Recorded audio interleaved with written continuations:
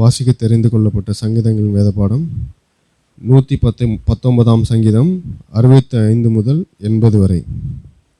கர்த்தாவே, உமது வசனத்தின்படி உமது அடியனை நன்றாய் நடத்தினீர்.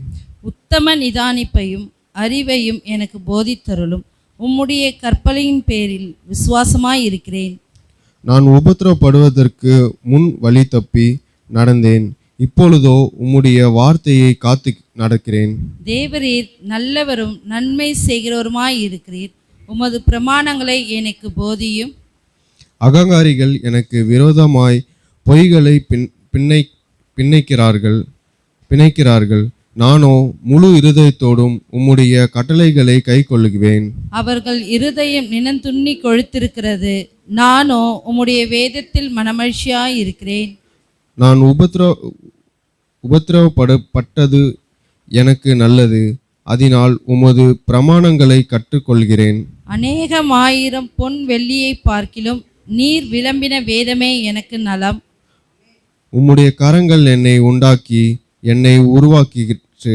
உம்முடைய கற்பனைகளை கற்றுக்கொள்ள என்னை உணர்வுள்ளவனாக்கு.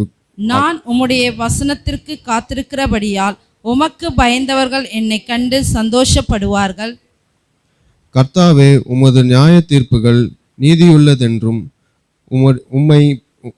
உண்மையின்படி என்னை உபத்திரவப்படுத்தினீர் என்றும் அறிவேன். நீர் உமது அடியேனுக்கு கொடுத்த உமது வாக்கின்படி உமது கிருபை என்னை தேற்றுவதாக. நான் பிழைத்திருக்கும்படிக்கு உமது இரக்கங்கள் எனக்கு கிடைப்பதாக. உம்முடைய வேதம் என் மனமகிழ்ச்சி. அகங்காரிகள் என்னை பொய்களினால் கெடுக்க பார்த்தபடியால் வெட்கப்பட்டு போவார்களாக.